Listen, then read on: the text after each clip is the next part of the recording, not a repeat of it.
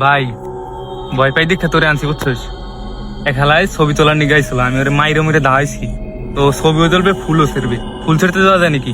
এখানে শুনছি ওই হেলায় একদিন পরে বাড়ি দিয়ে বলে মর শেষ ইচ্ছে ছিল ফটো তোলা, আমি তো তুলতে দিই।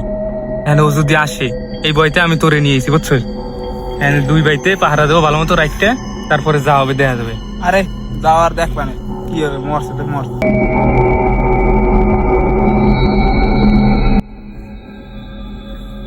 এই মুড়াটা দিয়ে কাটাই গেলে ওই যায় এক গুল্লা।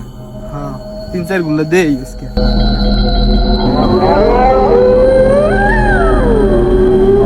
ইসরে, এই বাগানে আমার কত ছবি তোলার শখ ছিল, হালাগোনাগায় তুলতারই নাই। কত সুন্দর সুন্দর ফুল, ভাবছি ছবি করবো, এর আগে বইটা গেলাম। আজকে ওরা আসো, কাকু জায়গা মতো বইরে দেবো। আরে ভাই ফুল লাগাইছি অল্প একটু জায়গায় বুঝছিস, বেশি সমস্যা হবে না গুল্লা দিতে। হ্যাঁ 4-5 গুলো দেই আর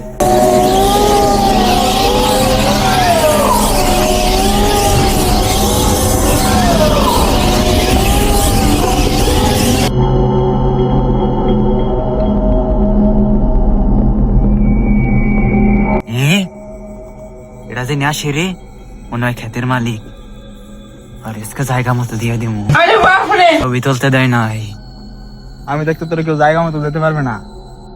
এই যে দুই মালে ওর আমারে ছবি করতে দেয় না।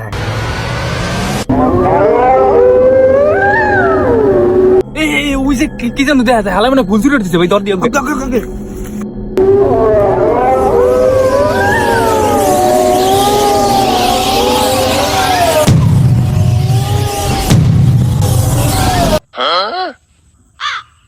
ও পইরে গেল, তুই পড়লি না মানে কি? তুই আমার ছবি করতে যাস না, আমার মনে রইছে।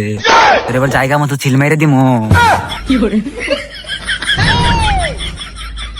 মালিক আর মালিকের ভাই তো এবার শেষ। এইবার মানুষের বাচ্চারা ছবি করতে আসিস, তোকে জায়গা মতো ছিল মেরে দেবো।